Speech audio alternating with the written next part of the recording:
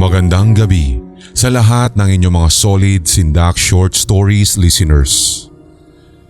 Ibabahagi ko lamang po ang nangyari sa akin nung ako ay nag-aaral pa sa isa sa mga sikat na universidad sa Maynila. Around 2019 po ito at katatapos lamang ng pinakahuling klase ko ng araw na iyon. Around 8 p.m. nang ito ay mangyari. Nagsimula kasi ito, nangyayain ako ng isa sa mga kabarkada ko na kasabayan ko palaging umuwi na magsi-CR daw muna siya bago kami lumabas ng campus. So para hindi rin kami magkasalisihan, sumama na rin ako sa kanya sa CR. Nauna siyang naglakad at ako ang kabuntot niya. And then pagdating namin sa CR, pumasok na siya sa isang cubicle habang ako naman ay doon nagtungo sa lababo na may malaking salamin upang maghilamos. Hanggang sa napansin ko na ang tagal niyang matapos kasi nakapaghilamos na lang ako't lahat-lahat na kapag ayos pa ng bag sa loob ng CR ay hindi pa rin siya lumalabas sa cubicle. Kung kaya tinawag ko na po ang kanyang pangalan at tinanong kung ano nga ba ang nangyayari na sa kanya.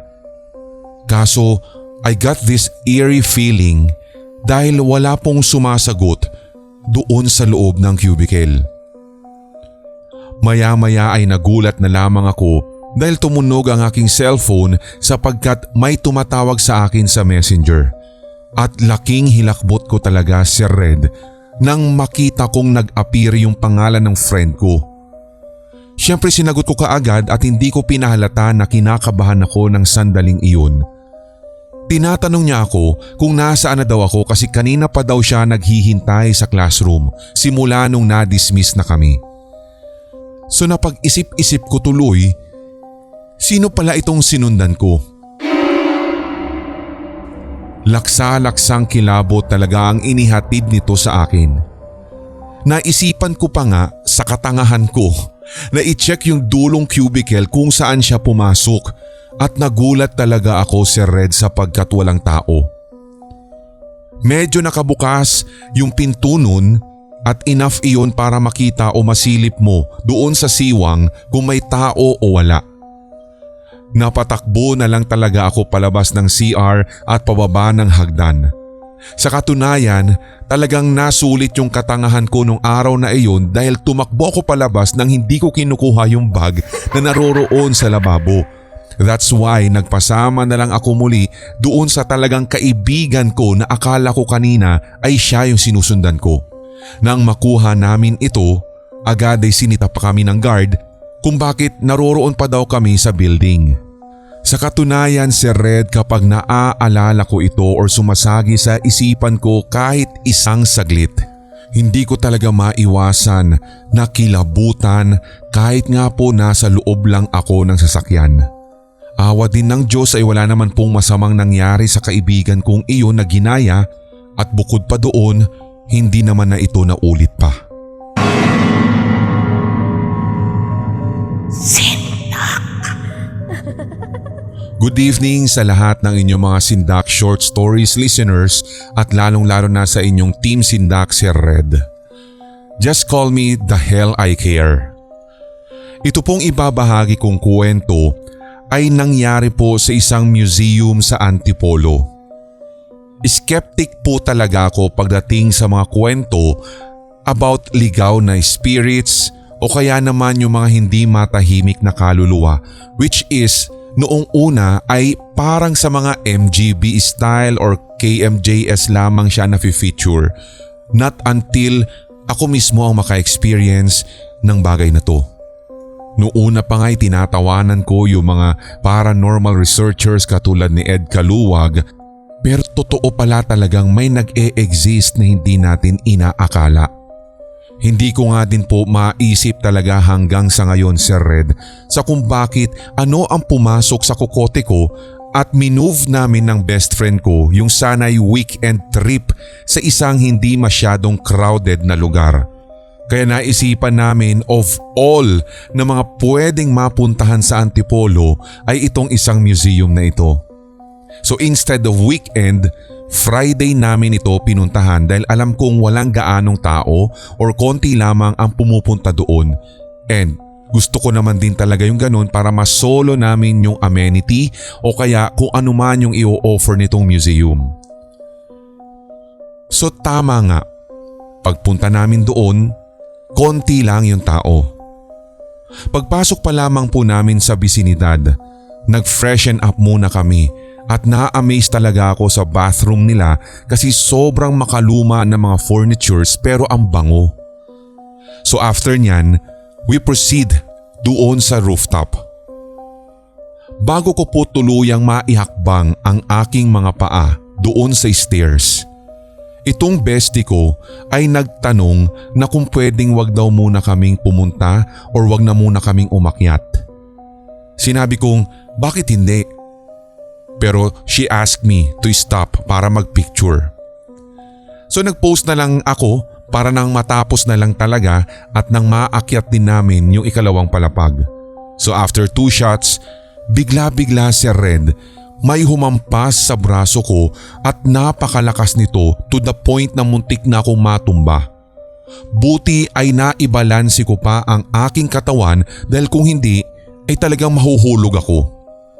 Napasigaw pa nga ako ng aray!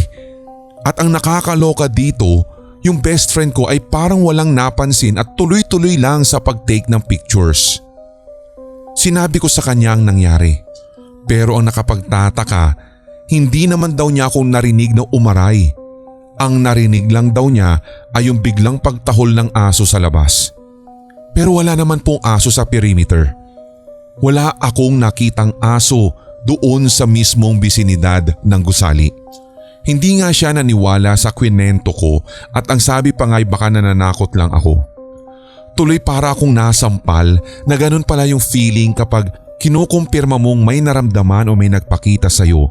Katulad ng mga sinasabi ko nga kanina, sina Ed Kaluwag at iba pang mga fini-feature sa mga Halloween special tungkol sa mga paranormal entity tapos walang naniniwala. So na-frustrate tuloy ako by the fact na hindi siya sa akin naniniwala kesa dun sa sakit nung hampas ng kung anumang nilalang ang may gawa nun.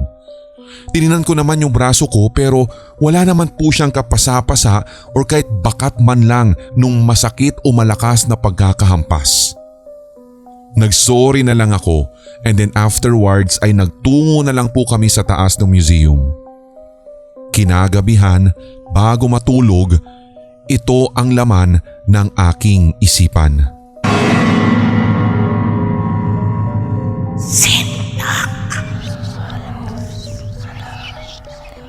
Pasensya ka na Sir Red kung medyo ide-detalye ko lahat ng mga naaalala kong tagpo nung kami ay nakatira pa sa bahay ni Lola.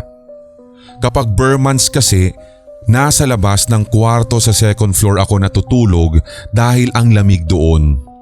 May parang mini sala din kasi yung bahay at since may kalapitan nga po siya sa gawing dagat kung kaya't malamig talaga lalo kapag ganitong buwan.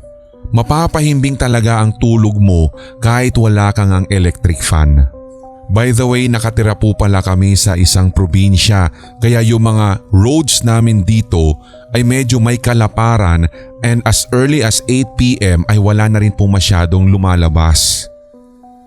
Sa street namin, marami na po akong nadidinig na mga kwentong kababalaghan magsimula sa mga tikbalang, may aswang pa nga daw noon at yung mga pagala-gala na mga kaluluwang hindi matahimik lalo sa tuwing malakas ang ulan. Meron pa nga pong minsang kinikwento sa amin ng mga nakatatanda ng aming lugar na meron din silang naririnig na parang kadenang hinahatak at mga sapatos na animoy nagmamarcha. Hindi naman ako mapaniwalain sa ganun not unless ako ang mismong maka-experience nun. Until one time. Dakong 2:00 ng madaling araw nang magising ako dahil tahol ng tahol yung aso namin sa labas. Hindi ko na nga dapat sana papatulan o papansinin kasi tamad na tamad talaga akong bumangon noon at balot na balot ako ng kumot dahil sa lamig. Pinipikit-pikit ko na ang aking mga mata para makatulog muli hanggang sa bigla-bigla ay mayroon akong nadinig. Alam niyo yung tunog ng kahoy na parang merong naglalakad na nakabakya?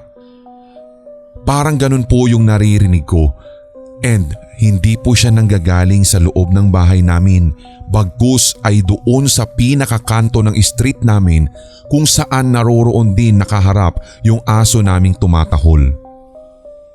Nung una ay inassume ko lang na baka matandang babae na naglalakad gamit yung sapin sa paa na iyon, hanggang sa narealize ko na ilang taon na akong hindi nakakakita ng matanda na may gamit ng bakya sa lugar namin. Kahit nga po si lola ko na 90 years old na sa puntong ito ay nagra-rubber sleepers na nga po kasi wala na siyang mabilhan ng bakya. And sino naman ang matanda na maglalakad ng ganitong oras sa labas? Usually kasi sa amin, mga kabataan o mga tambay na lang ang gising ng ganong oras. Or pwede rin naman yung mga mangingisda na dumaraan sa street namin na patungo sa dagat. Hanggang sa naririnig ko na pong papalapit ng papalapit sa bahay namin yung mga yabag o tunog ng bakya at mas nagiging klaro sa pandinig ko yung tunog ng kahoy. Halos katunog na siya ng steps na mga kabayo at sobrang palakas ng palakas. Habang papalapit na siya sa bahay namin, dito ay nagkakaroon na rin siya ng amoy na parang alam niyo yung mapanghi na ihi. Napansin ko rin na habang dumaraan yung naririnig ko, nag-iiba rin yung direksyon kung saan humaharap o nadidinig yung tahol ng aso na animoy sinusundan niya yung direksyon ng dumadaan. Doon na ako nagsimulang kabahan. Nang sandaling iyon ay hindi ko alam kung dahil ba sa kaba or may something na nag-cause sa akin para hindi makagalaw kahit gustong-gusto ko sanang silipin sa bintana kung ano ang narinig ko para lang makumpirma. Nakatayo lang ako nung narinig kong malayo na yung dumadaan pero hindi ko na matanaw sa bintana. Hanggang sa puntong ito, Sir Red, palaisipan pa rin sa akin kung tao nga lang ba yun or sadyang tunay hanggang sa kasalukuyan na moderno na ang panahon, itong mga kwento ng mga nakatatanda sa aming lugar tungkol sa tikbalang na padaan-daan sa aming street.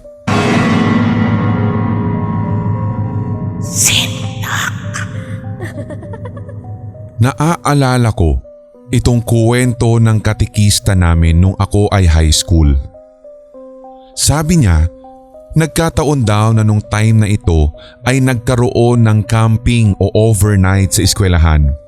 Hindi ko nga po maalala exactly kung ito ba ay related sa Boy Scouts or Girl Scouts or kaya parang retreat lamang. So nagkaroon daw sila ng dare na magkakaklase. Yung isa, kailangang umakyat sa 3rd floor. So siya yung napili kasi nga he's too religious daw. Hindi daw dapat katakutan ang mga hindi nakikita dahil faith is greater than fear. So nakarating daw siya ng 3rd floor at nung sinubukan daw po niya na mag-wave sa mga kasama niya sa baba, wala daw pong kare-reaksyon yung mga naroroon. As in nakita niya mula sa taas na parang nakatitig lang daw sa kanya yung mga kasama niyang nag-dare na umakyat siya doon. Kung kaya't ang laki ng kanyang pagtataka kung bakit. Hanggang sa nung bumaba na nga daw po siya, dito niya nalaman mula sa pag-aamin ng isa sa kanyang mga best friend na kasamang nag-dare doon sa grupo na iyon na may babae daw sa likod niya at kasabayan pa niyang kumakaway. Hindi naman daw po niya ito masasabi na pinagtitripan siya sapagkat best friend na niya ang nagsabi at kitang-kita sa grupo nilang iyon ang pagkatakot, Sir Red. Nung grad school naman, para pong nag-warning yung isang prof sa amin at ang sabi niya, nagpapakita raw yung isang member ng faculty na namatay na sa mga bagong students ng kolehiyo. You would know daw na siya yun kasi puting-puti yung suot niya, amoy bulaklak at naka-smile naman daw all throughout. And good thing Sir Red ay hindi naman po nagpakita ito sa amin, so feeling namin ay sa ibang batch ito nagpakita, although wala naman po kaming nadinig na kwento tungkol sa pagpapatotoo kung may naganap bang ganito.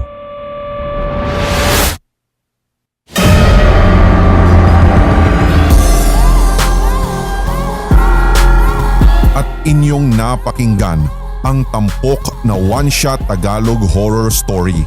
I-like, mag-comment at i-share ang episode na ito sa inyong social media, mga certified kasindak. Huwag pahuhuli sa mga bagong kwentong katatakutan dito sa ating channel, kaya pindutin na ang subscribe button at ang notification bell. Hanggang sa susunod na kwentuhan dito sa Sindak Short Stories.